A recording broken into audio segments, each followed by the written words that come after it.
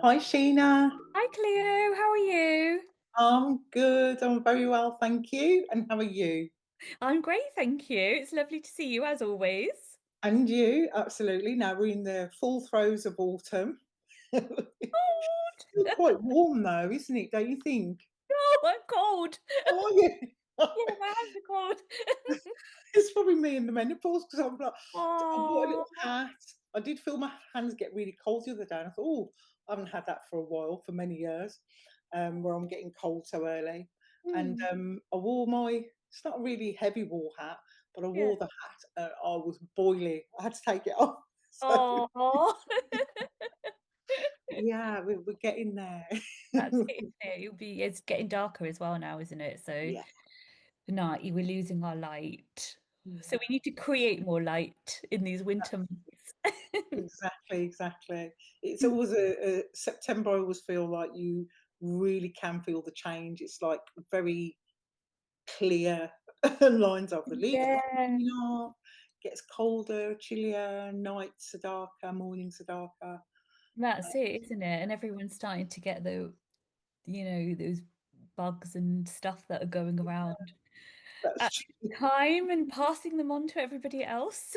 There we go. The sick period. That's it, isn't it? Yeah. Oh, Oh, lovely. And it's like the countdown to the end of the year, really. That's what I always feel. Yeah. we're nearly I'm not there. going to say the terrible C word, but yeah. Oh. No, I know. So we're gonna talk today about, and I was saying this earlier to you, inner child healing, Yeah, we certainly community, are. therapy. Um, I was saying that I don't remember a time as much as perhaps the last 10 years Yeah. that people will relate. People are now used to Mm. relating any kind of, I don't know, issues or thought patterns or behaviours that they have to Mm. their inner child or childhood. Yeah. I think that's become a real strong thing now. Yeah. Um, and what do you think that is? Because we are talking more, like people are talking about mental health issues more. Yeah, I think so. And I think also people are more aware of how our early life experiences can impact on us and almost like that kind of representation of that, you know, that inner child, and how it manifests now in our lives. Because there's so much you can say that it's almost as if, oh well, if this happened, I'm trying to think of a few key. So Mm. if you, oh, one of the things, there's an advertisement, isn't there, on the TV? Can't remember which bank, but it shows children as if they're going into the bank to get a mortgage, and then you see them as a child skipping into the bank, and then you see them as the adults because they're saying that we form our relationship with money from the age of 7. Oh, That's an that's actual interesting. advertisement. Yeah, yeah. Have you Wow. seen it? I can't Oh, remember good which bank. research. Mm, Oh, um, certainly but I was, interesting. yeah, yeah, I was thinking, wow. So if that's Yeah. a real thing that they've, like, looked into as to Hmm. people feel or how they feel about money or finances, Yeah. is seven a key age or in therapy, would you say? I think when we kind of think about it from a therapeutic point of view, if we think about our inner child, we could almost say it's perhaps, and again, I'm aware that there's so many different therapeutic approaches out there, and I draw upon a variety of therapeutic approaches as we've kind of talked about before, Mm, including kind of integrative counseling, cognitive behavioral therapy, compassion focused therapy, EMDR, all of those kind of approaches. Um, and I would kind of say that it's almost like a representation of childhood experiences, beliefs, and also feelings and emotions that continue to kind of influence us in the world now. mm, Um, so it's mm, almost like a miniature version of yourself living in the world now. Um, and we're not always consciously aware of how our inner child is influencing us in the here and now. So, like you were saying earlier about a lot of people seem to maybe be talking about it more now and are more aware of it. Um, Perhaps I think partly what has kind of maybe impacted on that as well, people are a bit more open to going to have therapy or to see a therapist now. They're Yeah, a little bit more open, so they're understanding um, how those experiences they might have gone through are kind mm, of impacting on the adult version of themselves in the world now. yeah, yeah, yeah, absolutely. And being able to relate to childhood, because I think before it was just a thing of, oh, we've passed that, and you didn't really have Yeah, the idea of connecting the two, or even that there was an inner child, you know? absolutely. Yeah. Yeah, yeah. Because it's a huge part of anything, isn't it? If we think about kind of helping us to, which we'll talk about more shortly, but helping us to heal, part of it is understanding, of what those experiences are, and as a child what it was like, and but what it's also like now, and how things are different now. Um, because there's so many different experiences that people would have, that are so unique to them. And I guess kind of when people are taking that time to explore that more in therapy, um, they're just more aware of it, aren't they? And the links between Mm, patterns of behavior now that may have followed through, um, and are kind of, yeah, coming out in how they are as adults. yeah, yeah.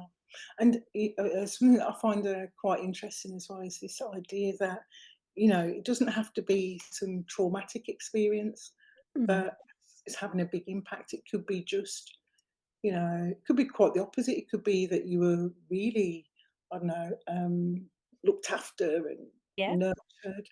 And those, if that doesn't continue, if, you could feel like you miss that as an yeah, adult, and there is nobody doing that, and that might feel really difficult now and create some kind of, issues or blockages for you yeah, because very you're much. waiting, for that safety net, if you like.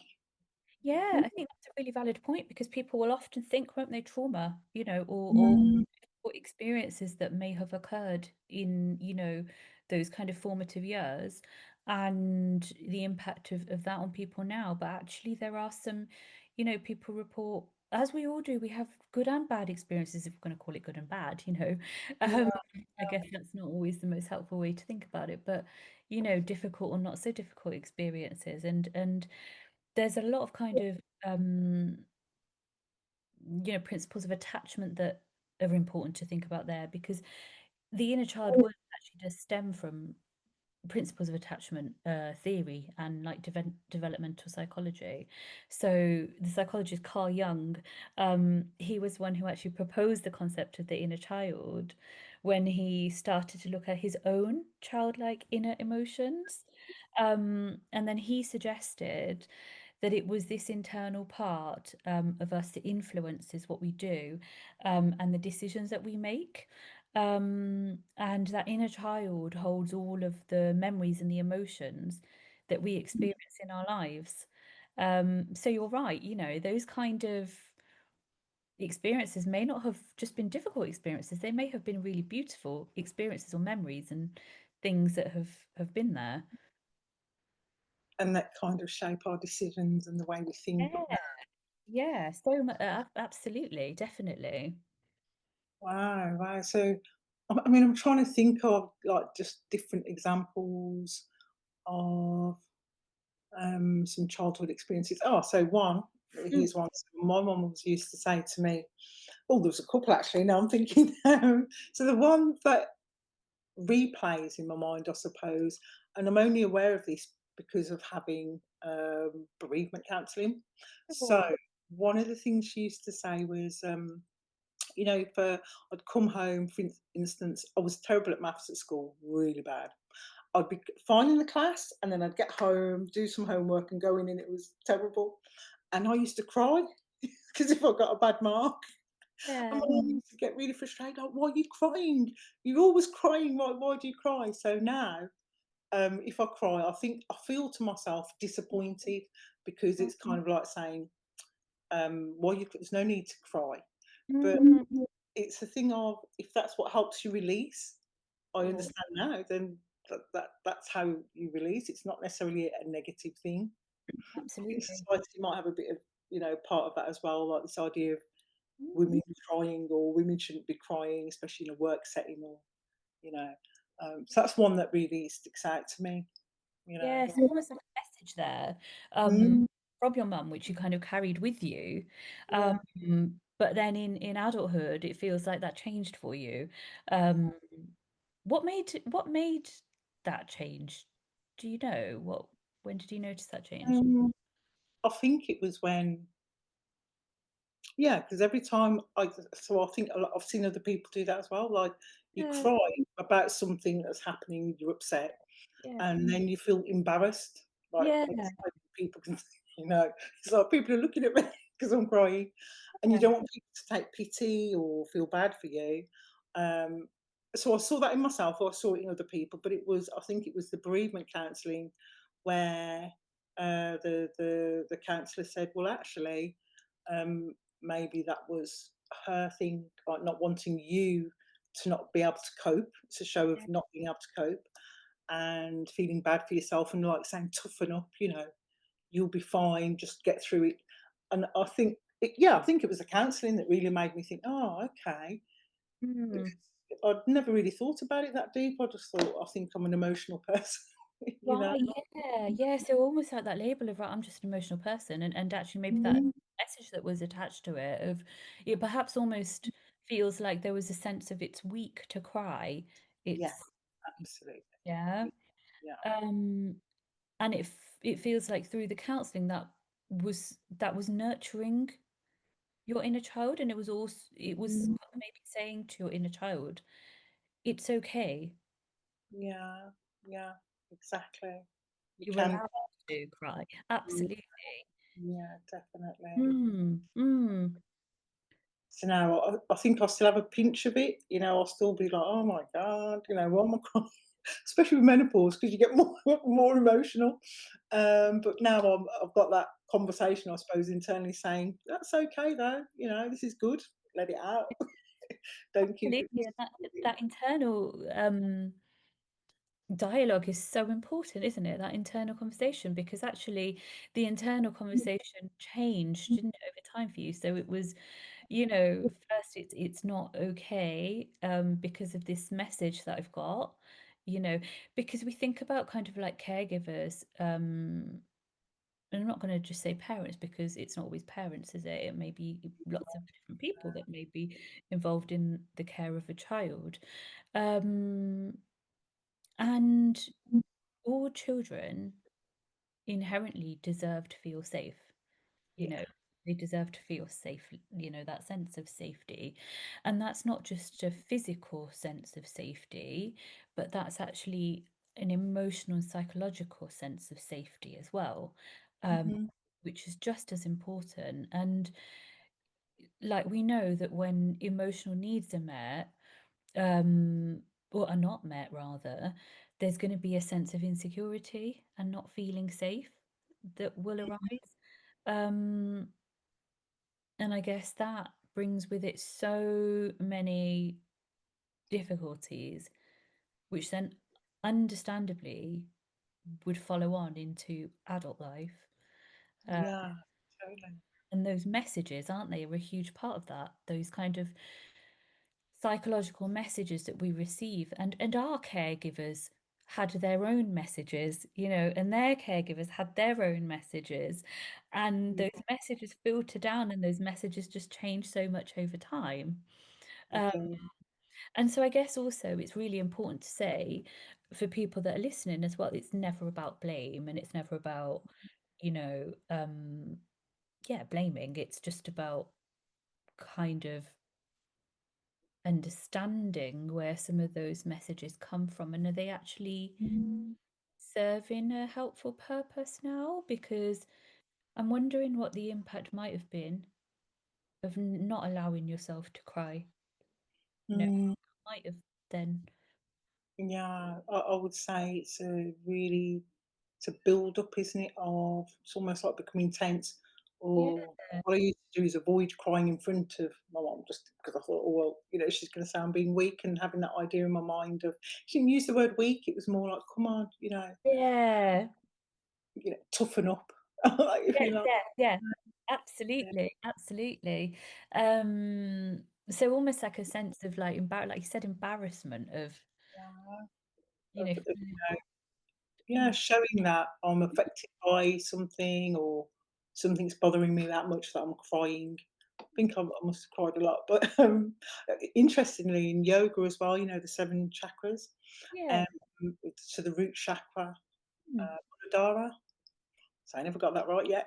So the root, the base of your spine, they say that when that's in balance, right. that's when we feel most safe. So things like, um, you know, you're not struggling financially, so you've got a roof over your head, you've got Yeah, food on the table, your basic needs are being met, and that's when right.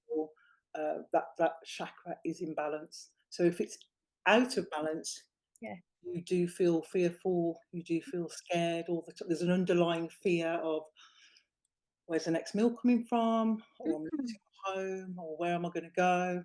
And obviously that can affect everything, but it's like the base chakra to start with. yeah, So yeah, that's interesting about what you said about the feeling of safety, or feeling safe, feeling. definitely. And I'm just thinking that makes so much sense, doesn't it? Like Mm, how psychologically and physically those two would combine. And, I think we said this in another podcast previously, didn't we? How, mm, like that psychological sense and that physical sense are not two separate things, they're part of one being. So that totally makes so much sense as to why that would be the case, doesn't it? Because it's almost yeah, like you're manifesting physically in the body, yeah. as well, this sense of not feeling safe. Mm. And Too. imagine if it's out of balance, or you're feeling out of balance, Mm, is wearing down on mm, of everything in your life on a daily basis. So if course. you do feel worried about those basic needs, Yeah. you're in, what do they call that? What's it called? Maslow's hierarchy. Yeah, like a fighting mode, like survival. Oh yeah, so almost like the fight, flight, freeze response, so like the threat brain kicks in, doesn't it? Mm. Yeah. What did you say before? And Something like, Maslow's hierarchy of needs. So huh? you were kind of describing that chakra. Mm, What came to, because so Maslow's hierarchy of needs kind of tells us that, our basic needs to be met first. Needs to yeah. be met first. So, if we don't have like that food, that shelter, all of that, how are we going to work on our mind? We need to have those basics, don't we? So that's what came to mind as you were describing Oh, I like that. What's it called? Maslow, MAS. Maslow's hierarchy of needs. Maslow hierarchy. I can put some notes in the show Yeah, notes. yeah, sure. And I guess Oh, there's always something for people to go away and have, read up more on mm, and think about, with some of the topics and things that we discuss. But, it's almost like you were describing there as well, with adults, like, if we think about like the physical, the emotional, the psychological neglect, mm, that can contribute to the inner child becoming wounded or suffering or hurt, because if that child hasn't had those needs met, mm, how that's all they know, isn't it? They just know what yeah, we know what we know, and that's the same for a child, isn't it? And they're then growing up, they're going into adulthood, um, and some of those experiences we won't see how that impacts until they're maybe adults. mm, yeah, yeah. I was saying this. I can't remember who said it, but it's like a quote where they said, I think it was an author or somebody who said that if you want to damage somebody or hurt somebody, do it Mm. when you're a child. and that kind of makes it, I know, isn't it? If you, that's Of very course. deep because I know, isn't it? So it's like, um, as a child, if you want to do as much damage to a person, you do it when they're children. I think in warfare, in the past, that's where they try and wipe out the children or affect the children. Because if a child goes through, I don't know, if you're in a war torn country, for example, as a Yeah. child, my gosh, what Mm. impact does that have on you throughout your life? I mean, there could be positive outcomes, but Yeah. it's quite Yeah. devastating to think about, really. Mm, Well, isn't it? Because if we think about, kind of like, say, for example, physical neglect, that might, that's kind of like having, you not having food, not having shelter, Um, then you've got the psychological effects of that as well, haven't you? Like you said, being in a war-torn country or things that are going on in the world now, and like you just think how we can't imagine that. Have no idea what it, no. absolutely no idea what it would be like for Mm, children right now in that's, wars and what's going on in certain countries, and it's unimaginable, isn't it? mm, What the impact of that could be. Um, and I guess that's why attachment is so important, isn't it? Is mm, we use a lot of different terms, don't we? Like anxious attachment, avoidant attachment, all of these anxious avoidant attachment, loads of different sort of attachment styles that we kind of think about and talk about. Um, which in therapy, as a therapist, for me, I'm always kind of bearing that in mind, is I wonder what my clients' attachments were like. I wonder what their lives were like as they were growing up. I wonder what their mm, significant experiences were, what their relationships were like with people, um, how they felt about those relationships. And for me, when I am working with somebody, I absolutely want to take all of that into consideration. I might not be able to work with all of it if mm, working in, time limited ways. Private practice is different, but NHS is, we have certain amount of yeah. time, we can't work with all of that. But I think having an awareness of it and understanding of it is so important, because to ignore that, Mm, personally, for me, I would feel it's a huge disrespect to the person that I'm working with, yeah. to acknowledge it, may not be able to work with all of it, but to acknowledge it is just so important. Yeah. Um,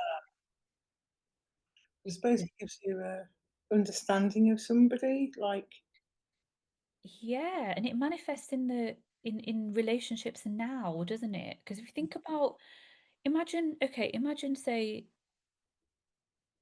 you've got a child that's gone to like a huge shopping center with their parents, okay, and that mm, child gets lost. There's going to be a sense of fear created. Oh my God, I've lost my parents. Where are my parents? Um, but that experience creates a sense of anxiety and sense of fear. Um, but that sense of fear might still go on when they get lost again. Um, because until they know that if they get lost, the likelihood is that they will be found or there will be safety somewhere. mm, But that will only be learned if that experience happens again and there is a different reaction to it. Because if the reaction is, oh my God, you idiot, what were you doing? Why did yeah. you, like, you shouldn't do that? Mm, That's going to create more of a sense of fear, isn't it? It's going to mm, kind of exacerbate that. Oh my God, that's that's bad. I'm naughty. I shouldn't have done that. yeah. Whereas if the My response, fault. yeah, Yeah. it's my fault, absolutely. Whereas if the response is different, I'm wondering if the sense of fear would be as intense. It would probably still be there because the child getting lost, but would it still be intense? Mm. Probably not, especially if they're saying, from the parent. Because obviously you see that, don't you, in films and things where Mm, the child might be lost and then they find the child and they're so glad, so they hug them 1 minute and then they're shaking them, like, "Don't do that again." So there's that mixture of panic, but relief, yeah, but obviously how does that feel as a child is a yeah. whole different, ball game, from their perspective. That's it, isn't it? Because the brain is still developing. The brain hasn't developed, in those formative years. It's still developing. It's still, and all of that is happening. And we think about like years later, experiences from childhood, can affect a person in so many different ways because you said earlier about blame. There may be a sense of perpetual self-blame as well, and thinking that there's something wrong with me. rather than it's just these are things that happen and we are human. Yeah, These are just absolutely. some Yeah. that just come to mind as well. I remember one of my clients. We were just it wasn't a specific conversation about childhood, Mm, but she was saying a friend of hers. mm, So I think this will be a big thing. What it feels like it, but we don't know yet because so the children in COVID yeah. who couldn't take their exams, for example. Yeah. So they kind of skipped over that. So they Yeah. didn't finish school properly. And then Mm, there's the younger one. So basically, this lady was explaining that a friend of hers had a little boy who is now. It's like he developed anxiety after COVID. So if he hears the door knock, this is now like this year, 2025.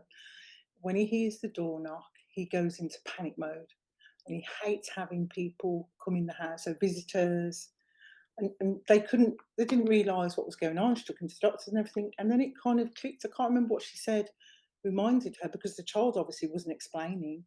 They mm, would just get really angry, upset, like what do you call it when they're throwing themselves on the floor and all that kind of thing when people came to visit. So mm, mum was now avoiding having visitors, but yeah. obviously she wants that, you know, and then they realised it was from COVID, because obviously from a child's perspective, first of all, hearing all the adults, because Yeah. everyone was we were talking about, you know, they can't come in, they could spread the virus, and then you're seeing it on the news. It Mm, was everywhere, and as adults, a lot of us suffered coping with all of yeah. that news. Mm, As a child, seeing the adults' response, seeing the news, what does that feel like? And I was thinking to myself, well, if this is like one child who has that anxiety about, oh, and he doesn't like being in crowded spaces, he doesn't even like going to school really. I was thinking, gosh, I'm sure he can't be. There must be lots of children who are, suffering because of what happened in COVID. absolutely. Completely. Children and adults. Loads of Mm, people, and the effects mm, are still there because I often still have my clients saying to me, and we can trace back to when there was a trigger that kind of brought them into therapy and often some of it will still be related to that COVID. time. Yeah, completely. Uh, Mm, and if we kind of don't understand, acknowledge, and validate pain, um, and I don't mean like physical pain, I mean like emotional pain, psychological pain. Wounds don't heal because they they don't, do they? If we yeah, like no. have a Mhm, cut or we hurt ourselves, that wound needs to heal, and that wound takes time to heal. And again, psychologically, you know, it's the same principle. mm, mhm, absolutely. It's not tended to or recognised, like you say, at the time. Mm, And I think mm, this really got me thinking because I thought, oh my goodness, like so they mm, didn't realise. Because I suppose in when you think about young, like 3, 4, 5, 6, mm, those that kind of age group, while mm. COVID was going on, Yeah, some parents might have done that, but I think again everybody was in super stress mode. of course. Then turn around and try and explain it to your child when you don't really understand what's going on yourself. So was there a thing of, oh, Mm, you know, just getting on with it and mm, actually not noticing that there are children who are just mm. tense all the time. And now that that worry is over, they're still in that, Mm. crowds, too many people, breathing in other people's, you know. Uh, Yeah, that's Maybe definitely. that Mm, threat system is still activated when those triggers are there, aren't yeah, they? yeah, Or someone's just coughing or they're sneezing or they're, even times of the year, like this time of the year, people worry more, about health. And because it's not that long ago, is it really? What, like a few years? mm, It's not long. Um, and that was it. It was a terrible time for people's, mental health. And we will never see the after effects straight away of something.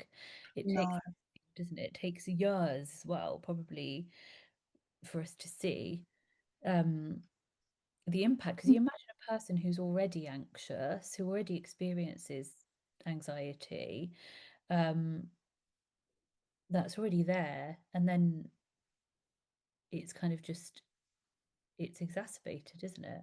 And then yeah, that after. Um, so that healing process is so different for everyone, isn't it? Like for that poor child, mm, probably going to need so much support and so much. Well, okay, like how do we create a sense of safety? yeah, yeah. So you were saying before that it's kind of about acknowledge. So a situation. So COVID's gone now. That child, I think, was about 9 now. Mm, mm, So in this situation, say if that lady was listening, uh, mm. obviously, if you can get therapy and help that way, but would it be a thing of talking about it, bringing that out with the Yeah. person as the mom and, or the caregiver, Mm, um, so that to build a sense of, you know, mm. security or yeah, yeah. It almost feels we're safe now. Like when I do a lot of trauma work, so thinking about like when I work with PTSD a lot, and I work with a lot of complex PTSD as well, not just like single event traumas. And complex PTSD will be like multiple events that have happened, Mm, and people are stuck. They're stuck there. They're stuck in that yeah, memory, which is why they're having flashbacks and nightmares and everything. The brain hasn't distinguished that you're safe, you are safe now. Um, and actually a lot of that work is about, let's look at what was going on there, what is different now, what is mm, different in the circumstances, what's different in your support network. Do you have one? You know, how can we ground to bring you back to the present moment when you find yourself your threat brain taken over, your threat side of the brain taken over. Um, so it's kind of like lots and lots of, yeah, creating that emotional safety. mm. But that's going to It's be not just from her, but actually from other people in the child's life, the school, the mm, friends, looking at what he's doing, what he isn't doing. How can he gently be supported to um, start to engage in some of those things again? Sometimes children also really would, struggle to use words, understand yeah, to describe emotion. I don't work with children, I work with 16 and above, but creative expression is a huge thing, I think, for any age. If talking's difficult, you don't have to talk. You don't have to, write loads in a journal or whatever, draw it or like, paint it, like, mm, um, use color, be creative with it. Or don't use color if you don't want to. Whatever you want to do, use that creativity because that's still a form of expressing what's going on for that person. And through that, you can heal too. Um, can't we? yeah, yeah. No, that makes a lot of sense. So being able to get them to express themselves and say how Yeah, the trauma made them feel, not necessarily in words, in other ways as well. That's really absolutely. good. Absolutely, because sometimes people might be so stuck in their threat system that it's just so difficult to access any sort of soothing. Mm, So, especially if I think about like complex working with complex PTSD, and completely understandable that people be so tentative to even go into any remote detail about what they've been through. because it's so they are reliving it, they are going through it again. Uh, Exactly. you know, Mm, sometimes to draw or to just be with the person in a room and to be able to let them know that they are safe now. You know, creating that safe space for them i- wherever they are, to let them know that they're not on their own. yeah, yeah, and that there is it's okay to feel what they're feeling, but there is a way to kind of get through Yeah, or decide. absolutely. Because with any sort of work, if we think about like maybe any experiences, Mm, if we keep pushing them away or we don't acknowledge them, mhm, how does that healing process even begin? mm, Because we think about, like, for example, say somebody who, okay, you know, someone who's not maybe had a very good attachment to the caregivers and they've maybe not felt like they've had that kind of care or support in mm, whatever way, would it not be understandable that they may kind of think, okay, well, I'm self-sufficient. I don't need anyone, you know, I'm going to kind of be okay on my own. They might yeah, then not ask for help. Um, yeah, because, 'cause I'm well, I never coping. needed help. Yeah, Yeah, absolutely. But actually then there's consequences of that. There's unintended consequences of that. yeah, no, totally. That Mm. makes sense because I think you do become, especially you, you feel like there's that saying, isn't it? No man is an island, Yeah, and no woman. But you know that idea that you can deal with everything on your own, yeah, and you have to yeah. tough everything out and get through it Mm, on your own. mm, I think a lot of people were actually brought up that way. That's mm. how you live. But like you say, there's no it's the idea to know that you're safe and you don't have to because can become quite isolated as well. That's it, isolation. And Mm, not being able to express how person's feeling. You know, there's so many kind of different, you know, impacts really, you know, not trusting other people based on, you know, experiences that may have been there, you know, a lot of self-doubt. yeah, Mm, you know, if that child's been kind of told, you don't do that, you're not very good at that, you're a bit rubbish at that, like, do a bit better, you know, self-doubting, you know, avoidance of conflict as well, because, you know, you think about maybe a child that's grown up in an environment where there's been lots of conflict.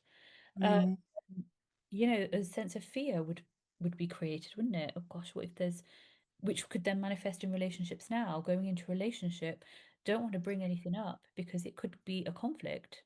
You know, mm, actually the yeah, adult for the child it was conflict.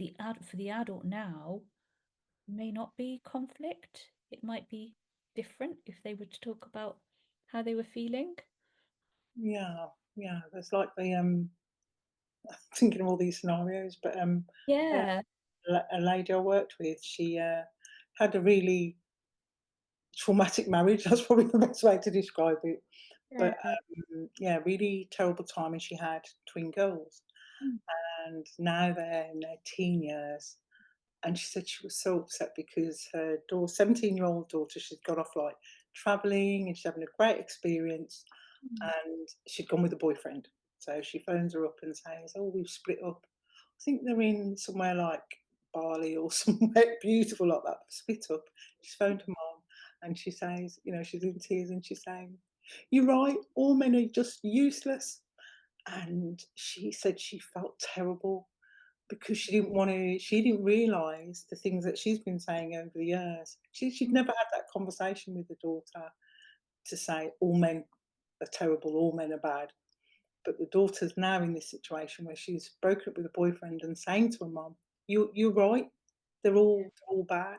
So she felt terrible because she was like, "How have I passed that idea onto my mm. daughter without consciously thinking about it?" I wasn't intending That's for that, it. for her to Yeah. think that way, but she's obviously picked that up, along the way.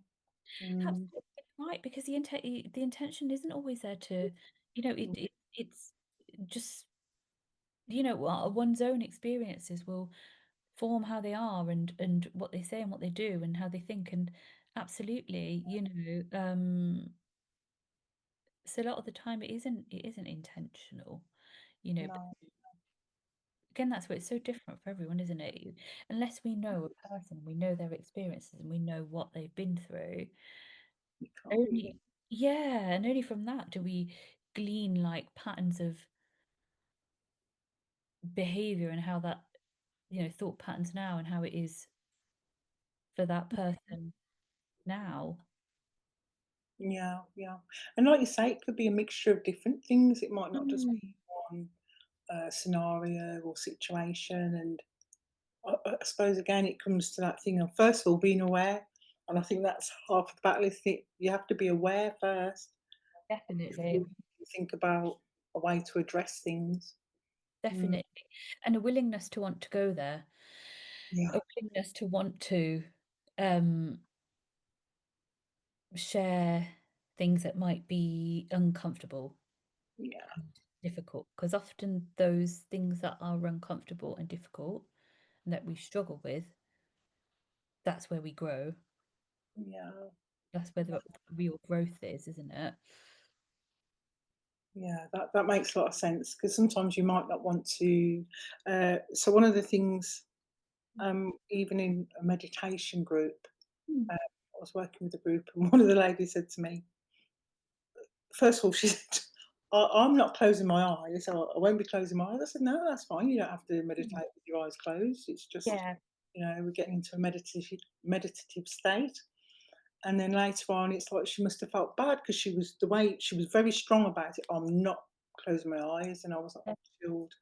And she said, Mm. I'm really sorry, but this isn't working for me. And I said, that's okay. You've tried, you've had a go. And it's something you can always come back to. It doesn't. It's not a rule. Um, and Mm. basically, what she was saying to me is that as soon as she closes her eyes, Mm. she starts to remember all the bad things that's happened in her life. Yeah. So my next question was, so how do you get good sleep? And she says, oh no, I don't bother with sleep. So it Um, was, yeah, it was like, and I just thought, oh, and yeah, so I'm not a therapist. I could only, guide her in sure. yoga, meditation, your breathing exercise. Mm. Um, but that just, it's like so much in those few statements that told me, gosh, there's a lot going on. Yeah. Mm, because yeah, it's true. The first thing that does happen when you Mm. close your eyes, especially if you haven't meditated before, Yes. is Mm. it's like a whole video, isn't it, of things, whether it's Okay. now, your Yeah. day, your life. Yeah, completely. No, can completely hear what you're saying there, because same with in mental health with clients, I mean, I will always offer the option. I do not expect people to close their eyes, um, Yeah. especially if I know that there's been a lot of trauma there in the past. I do not expect that. I'll Mm, often offer, say, if you'd like to close your eyes, if you feel comfortable, you can. If not, you can just gaze at a spot in front of you, yeah. wherever you wish. Because often closing the eyes might be, right, I'm not safe, Yeah, isn't it? totally true. Yeah. I'm not safe. Gosh, what, anyone could do anything because I can't see. Mm. Or some people, I had another lady feel like she said when she closes her eyes, she feels like something's coming towards her. Yeah, yeah, Oh, absolutely. that's really Absolutely. heavy. Mm. And like you said, a flooding of kind of memories of, memories that might come uh to a person when they do close their eyes. And to close your eyes, you've got to feel a bit of safety, don't you? A little Yeah. bit of safety. Otherwise, often people won't. Yeah, totally. To Mm. see it kind of I suppose it's that thing of, see, I think I can still do that now. I haven't travelled that long distance in that way, for a long time on my own. Mm. Um, but in my 20s, like, say if I was you go to the airport and you're waiting for your flight or your flight's been delayed, so I would get my bag, which I'd have, either Mm. sit on it or just have it on my bag and I could Yeah. totally knock out. I'd be fine. I suppose, you know, really, realistically, anything could happen, but I knew that if someone pulled my bag, that would wake me up. You are, mm, But yeah, some people just couldn't cope with that feeling because, like you say, it's the fear of it. I close my eyes, something bad's going to happen. absolutely, absolutely, and that's where it comes back down to, doesn't it? When you kind of like, I say it to not only because I supervise a lot of the therapists and students as well, and Yeah. the one key message that I feel is so important to say is build on your relationship first with that person, you know. And I really try to practice what I preach there because again, if I'm supervising someone, I'm not telling them what to do. I'm not disempowering them. I'm not taking the power away. I'm going to support them and empower them. Um, you know, often we'll say, what should I do with this client? I'm not sure what to do. And we'll explore it, we'll pick it apart. I'm not going to give you answers. I'm not going to tell you what to do. It's your client.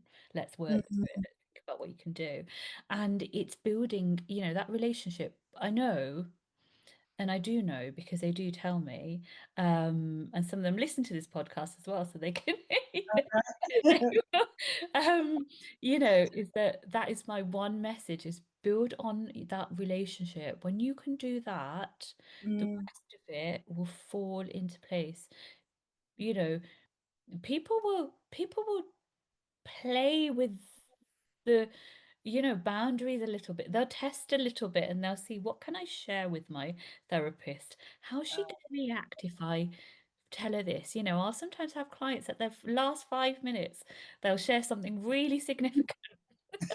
at the very end. Yeah, I'm like, we have to come back to this, but we're building that relationship. And I know that they've told me that. Mm, I will pick back up on it when we come back to the session. But I think that, that relationship is just that's a huge part of that safety, isn't it? It's a huge part of that safety. yeah, definitely. I think I've known people as well that say, "Oh, so yeah, I'm going to go to therapy. Great stuff, you know." And then they come back and I say, "Well, how did it go? I don't want to know all the details, but how do you feel?" Mm, Um, feel really good, really good. And straight away, with this particular person, when they said that, I knew that mm, they had sat there and said, "Oh, I'm fine," you know, that they didn't actually open up or. And I said, "Really? So you feel, yeah, that was great." And I said, "So when you go, oh, I'm not, that was fine." So they thought the one session. And so I knew they hadn't. And I didn't want to, like, be like, well, you need to tell them. You haven't told them. But yeah, I think it's something that takes time, like you say, to of course. warm to somebody where you Yeah, feel like you can say, because otherwise you're just gonna, it's not gonna move, it's not gonna, help. definitely, definitely. Like sometimes in, w- we have, we've got what we call the core conditions, and that's kind of going into like person-centered therapy, but drawing on that is creating these core conditions, of like, congruence. And if we're thinking about if we're creating those core conditions, it's so Mhm, important to do that. But then, they are necessary. They're really important. And they do need to be there. They're fluid. They're not always kind of there all the time. mm, Um, but we also have to think about the relationship as well. Um, because the relationship's a huge part of it. So if we think about what those actually are, they're necessary, these core conditions, and sufficient, but they're not always sufficient. Sometimes we need a bit more as well. So it's kind of like the first one is having that psychological contact between the client and the therapist. Um, and then the client experiencing that sense of um, incongruence and the therapist being congruent.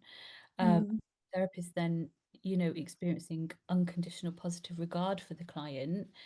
The therapist experiencing and communicating that empathic understanding, and then the mhm, client perceiving the therapist's empathy and unconditional positive regard. So it's kind of, quite important that we have those core conditions, um, because we need that for changes to occur, and those changes occur over a period of time. Um, they're not kind of things that just happen straight away, and that comes with a relationship and building of a relationship as well. And that Carl Rogers, by the way.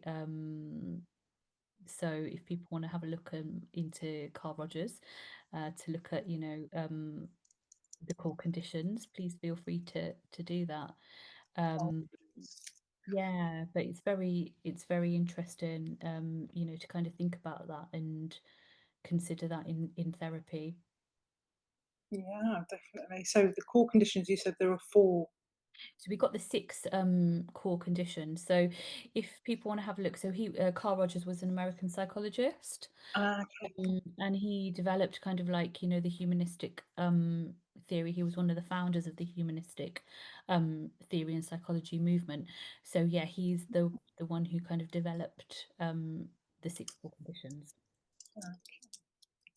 Lovely. I'll put that in as well. Yeah. There's so much theory there, so much to kind of draw on and think about. Um, but yeah, again, it comes back to kind of really like building in that sense of nurturing and kindness and support when we're kind of thinking about that, that Mm. person's inner child, and working with that. So definitely therapy is something that can be used to support. So when we say the inner child, Mm. what we're saying is the core of us really. Because Yeah. like my mum, I remember my mum saying, "You don't know, and you never know. Your mum or your parent or caregiver will tell you stuff that won't make sense until you are in that position." So Yeah. my mum always used to say, "You know what? I'm still the same person Yeah. I was, or I feel like the same person I was when I was 18, Mm. 20. Mm. Your body tells you something completely different, but like your mindset, your character, I suppose, personality. Obviously, you grow, Mm. you have your experiences, but I Yeah. am that person. And my body's telling me, oh, I can't, go for a run the way I used to. I'm in my 60s now, things like that. Mm. Um, Mm. and so it's almost like the child is always there, that person is Yeah. always there, um, Yeah. and stuff happens. Things like going to the park Yeah. or going to the Mm. park as an Mm. adult and Mm. saying, right, I'm going to jump on the swing now. Mm. Yeah. You know, Absolutely. yeah, yeah. Um, Yeah. some people can do quite easily, and others would. That would be so terrible. I can't. I Mm. want to, but I'm not going to admit it. Mm. Or this time of year as well, I always have this thing about kicking the leaves. Mm. So depending on where I will do it, but Yeah. it depends where I am. You know. Yeah, but that's so important, isn't it? Because like maybe nurturing that inner child is creating a sense of playfulness and being playful and being funny and silly. And I mean, if you ask people at work what I'm like, or maybe don't, um,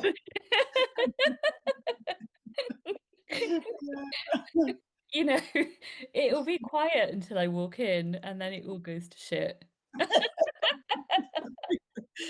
Queen has arrived.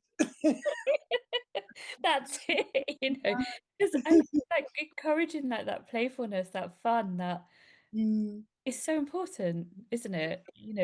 Getting back in touch with that inner child and allowing yourself to kind of, yeah, play and we that's why we encourage a lot of in anything. We look at art, you look at like anxiety management and things like that now.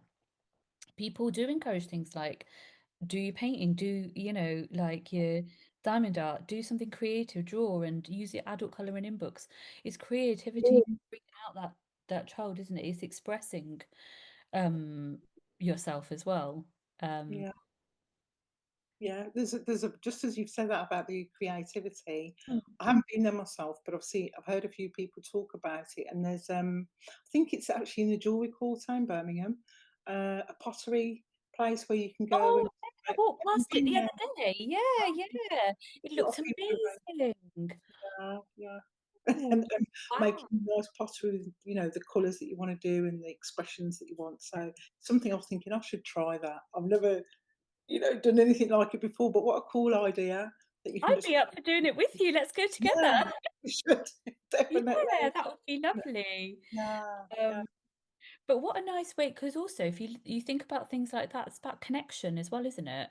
And you Mm, made me think about, some people, a lot of people may have had really lonely times in younger years and growing up, not knowing how to interact with others, for whatever reason, not knowing how to be around others. So you think about like activity, doing things together brings people together, doesn't it?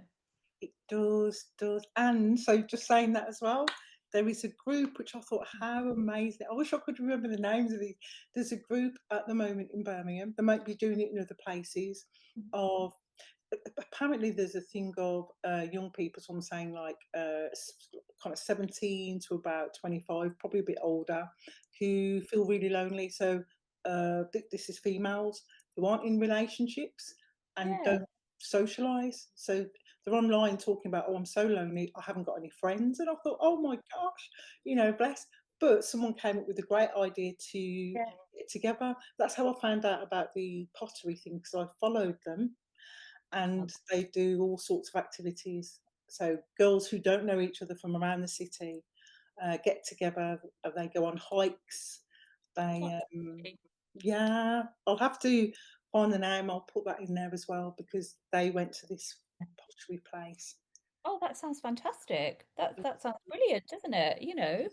And that's what's really nice maybe about that's maybe one good helpful thing right now is people are using like social media to connect with one another and kind of find out about activities and things that are going on, and people aren't afraid to do that, which is really really nice. To see that, and that's a way of kind of like nurturing, isn't it, and healing as well. you The know inner child, like you're saying, doing things that maybe you really want to do, but if you've got no friends or a group that you won't do it. So it's nice that you can just get together and meet people and you're all in the same boat kind of thing. Really Most definitely, and it takes away that sense of, oh, okay, well, yeah, I was feeling lonely, but nice. it was okay to say I was feeling lonely and to meet people because there were other people that were thinking that as well. And it Same. wasn't just me. And so it's not a bad thing. Can you, like it used to be not so much people don't say it now. Like I do a lot of activities and lots of things on my own. I love to do things with my friends and family, but I also Mm, do things on my own. And, you know, back, I'm thinking like when I was in school, if somebody was on their own, people would call them a loner, mm, yeah, which is actually thinking about it, such a really horrible thing to say because, well, it's not nice. Um, yeah. but you think about now how that like culture's changed. Mm, It's you go on holiday on your own, you go to a cafe on your own, you'll go and have dinner on your own, and I know when I've done stuff on my own, people have said to me, "Oh, you're on your own. Wow, that's like admirable. It's really nice that you're doing something on your own." I've been on holiday on my own. I've had people come and say to me, "You're not scared?" I said, "Well, I was when I was on the plane because I don't like flying, but now I'm here. I'm fine." no, You no, know, no. and and it's not people look and think, "Wow, that's Yeah, amazing."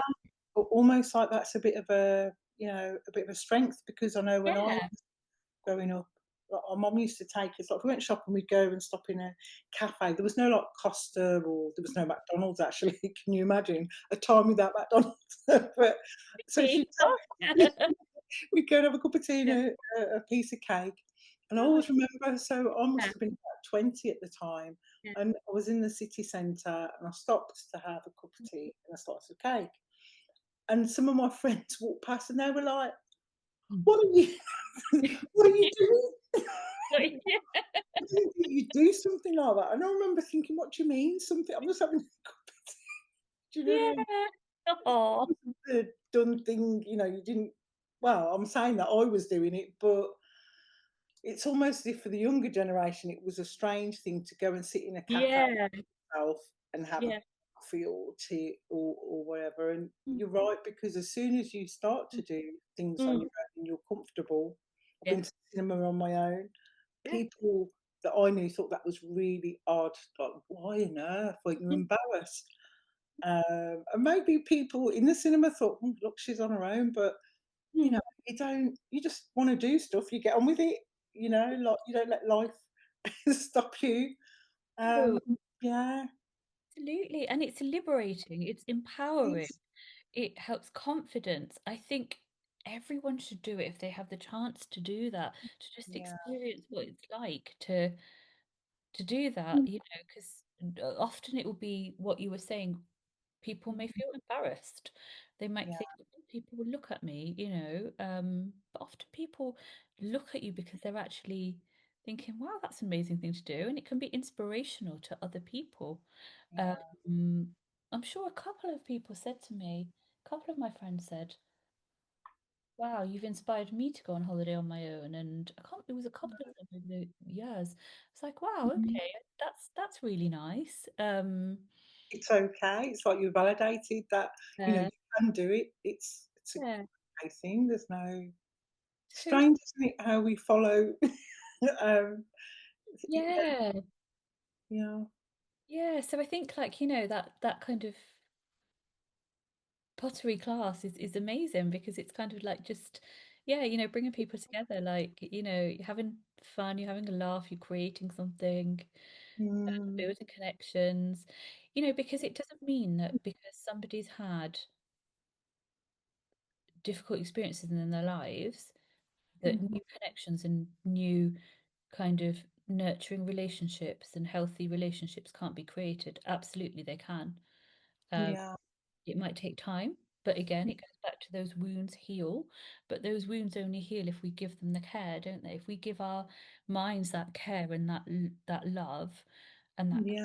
compassion and that kindness, then our minds will heal. If we don't, that it's not going to happen.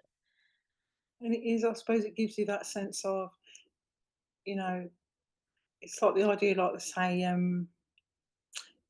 if you're going through life and everything's just smooth and lovely, which is good, Mm, mm, but sometimes having something bad or traumatic happen yeah. lets you know. It's like a meter, isn't it? Reading, or if that comes up and again, I Mm, know I don't like that.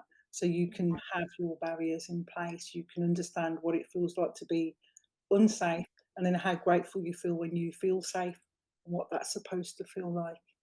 You know, absolutely. yeah, Yeah. Because a lot of people won't know what that no, because they're just in the mode of is. Mm, fear, and they think that the fear is normal. It becomes normal. does, doesn't Yeah, totally. So it? what were the exercises that you think that could kind of help? Yeah, so thinking about some of the things that might be useful. So we touched upon like you know, using like creative expression. Yeah, So, you know, as we said, like talking might be hard sometimes and might take time to get to that stage where, you know, communication can build up a little bit more. So it might be kind of like, you know, using drawing, painting, art. Um, and I guess also the first important thing, like you said earlier as well, is recognizing and validating the mm, emotions of the inner child. You know, how did you feel when you were a child? What was that like for you when you had that experience? You know, what can you remember what you felt? Um, you know, often when people describe something to me, I will ask, can you remember the first time that you felt that? Um, mm, and what that was like for you? Um, you know, so acknowledging those painful experiences that may have affected us. um yeah, we're not acknowledging them, we're not able to grow.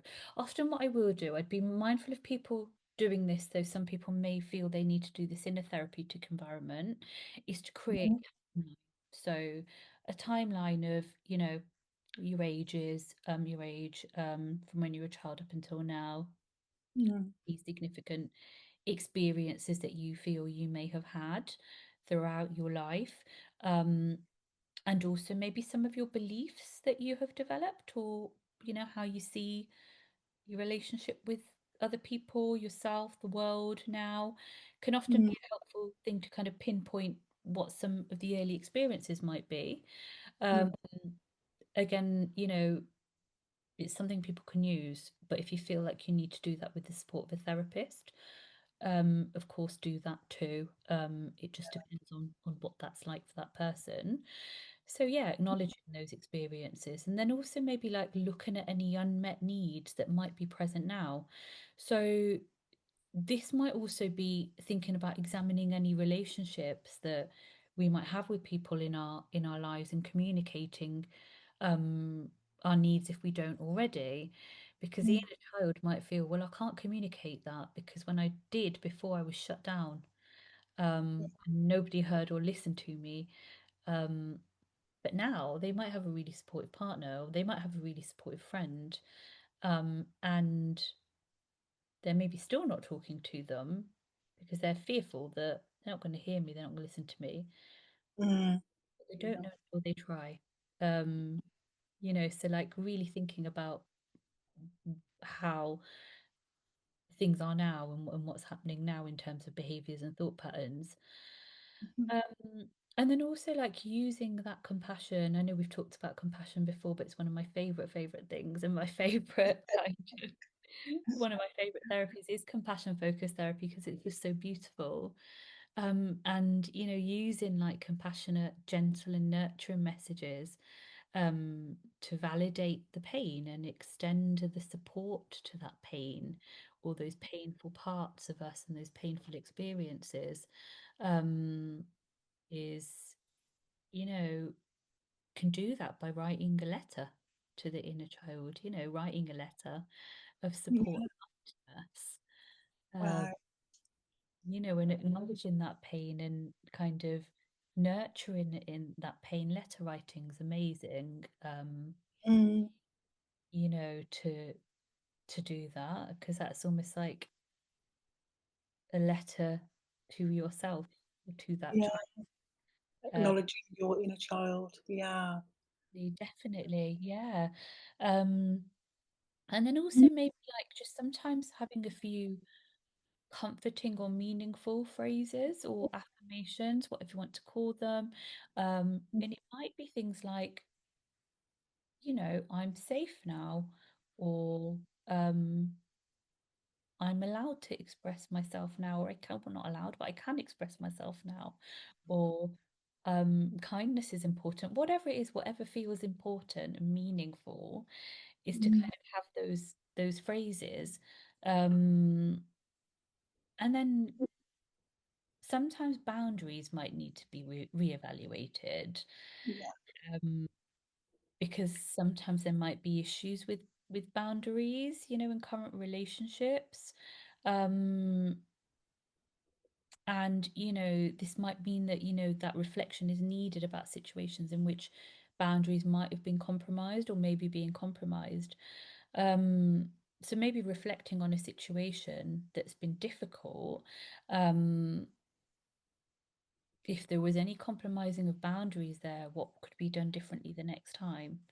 So mm, if it's saying yes to something, um at the expense of oneself, and not acknowledging one's needs, it might be, well, okay, what might I do differently the next time, that might be more helpful? Do I need to acknowledge my needs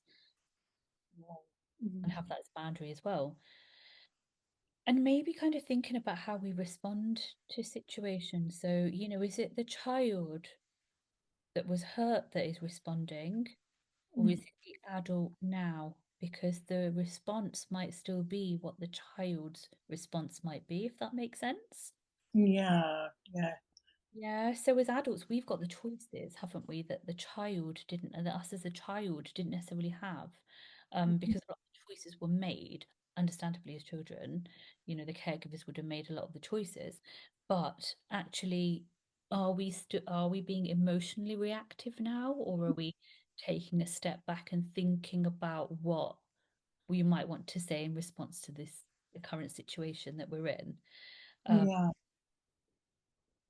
yeah, because it might be that child responding, that child getting angry. Or That makes a lot of sense. does it?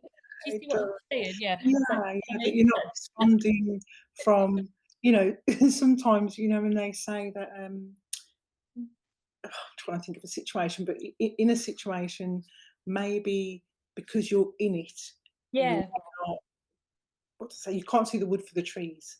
So you're in a absolutely. situation and you're not, if Mm. somebody came and asked you for advice, you'd be able to say clearly, "Oh, this is what you should do." But when you're Yeah, in the situation, you can't make those decisions. Or yeah. like I say, it's because you're reacting to something because Mm, of the response of the inner child, not really if you were on the outside. So maybe that's the thing, taking a step back of and saying, course.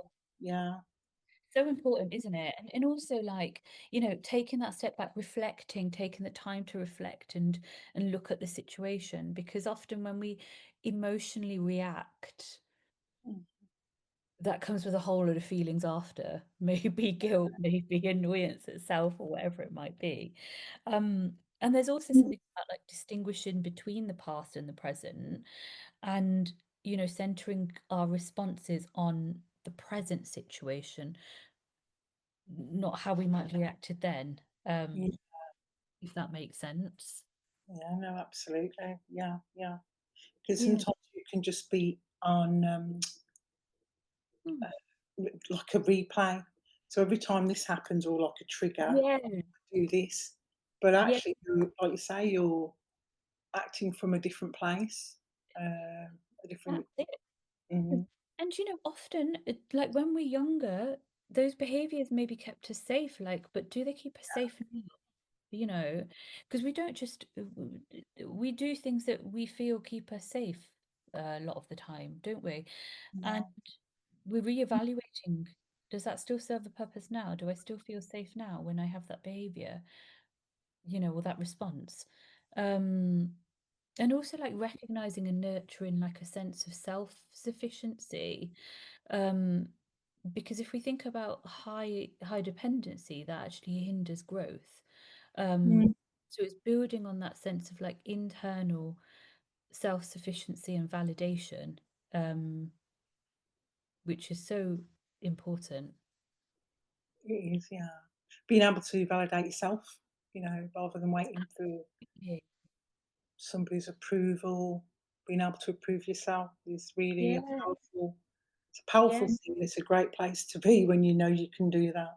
It is, it is. And also being comfortable that others may not like those choices, but that's okay too, Yeah.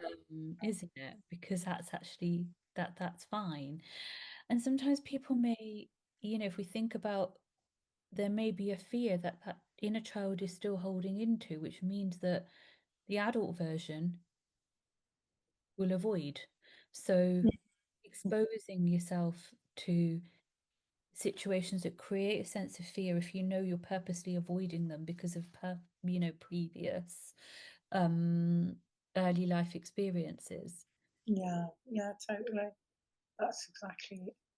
Because, like you say, maybe you're not having a full, Mm. I don't know, life experience, if you like, because you're holding back in certain areas and you really Yeah, want to do something, try something, yeah, um, but yeah. so much stuff is holding you back. And if you, like you say, Mm. you can always try something and then decide, "Oh, I don't like it after all." But That's it. usually, you're going to go and have a whale of a time, whatever that might be. Yeah, yeah. It's trying it and seeing what happens, isn't it? And being okay with it if it doesn't go as planned, because sometimes things won't, or often things won't, you know. And we might have to go and try it again, or we might have been a bit scared to do it, but then we may be less scared the next time, and the next time, and the next time. Um, so yeah, those are some of the things that I would probably say to think about and reflect on. Again, it's going to be so personal for everyone, which I know I keep Yeah, saying, but I think it's really important to say, because I'm just aware that every single person has their own set of experiences. yeah, Um, yeah, yeah, yeah. And it's trying to, there's so many different situations it could be, but yeah, to give yourself, like you're saying, create your own safe space, yeah, in your mind, or in your, in yourself. Yeah, and bring others in to help you with it and support Mm, you with it and nurture you with it. But absolutely that build on it from within because nobody's going to be able to take that away from you. Uh, yeah, and it's looking at the people that are in our lives and that we have relationships with. What are those relationships like? Are they nurturing? What are attachments with those people in our yeah, lives like, and thinking about that as well. um what I say to my yeah, I would say to my clients a lot: you're never going to get everything from one person in one relationship. um yeah. so sometimes you can be setting yourself up to fail if you think you're going to get every Everything. need met yeah, Yeah. in one relationship, because that's not going to happen. Mm. um And that is so true in every way. And it's almost like saying, I would say this as well about you can have this idea. I know I did growing up, teens and stuff, starting dating, mm, thinking that there is the perfect person. But the quick lesson I learnt was, well, why am I looking for the perfect person when I'm not perfect? mm, And sometimes you could be told, but I got told this by a lot of older women, family members and stuff. You find any man and mm. mold him, you know, shape the man to be what you want him to be. And I remember thinking, don't like that idea because, Oh for me, yeah. yeah, because it's like the idea that, well, you're not the fool, you know. I'm going to turn, and that's not. If someone said that to me, well, you're great, but there's a bit of rough edge, and I can mold you. So it's Mm, that, yeah. So I think it's just such a crazy idea to say, yeah. just anybody, and then Mm. turn them into what you want them to be. Absolutely. Exactly. But if you switch that internally, Mm. like the things that Yeah. the things you strive to want to achieve, or the things that you strive to want to be, that works. Yeah. But yeah, just having that idea of looking for perfection. But again, what is It, perfection? What's that? it doesn't exist, does it? Perfect is not, it just does not exist. Perfection does not exist. It's that's what I feel is, because often people will use that perfect. What the hell is it? Yeah, yeah, yeah. I was thinking it's not so much that someone's perfect, it's just that they're perfect for you and your Mm, come together, whether that's a romantic relationship or a friendship or, you know. absolutely. Mm, Absolutely. There'll be things we don't like in others. There'll be parts of ourselves we don't like. It's sometimes understanding, isn't it, why we don't like those parts of ourselves or others. What is that about? You mm, know, and that's just us. We're human beings, mm. aren't we? That's what we are. Um, Exactly. yeah, we're flawsome. Yeah, I like that. Flawsome. I've We're never heard flawsome. that. We've got Yeah, flaws and we're awesome. We're flawsome. yeah, I love that. That is really cool. I mean, how it feels to be flawsome. Yeah. Fab.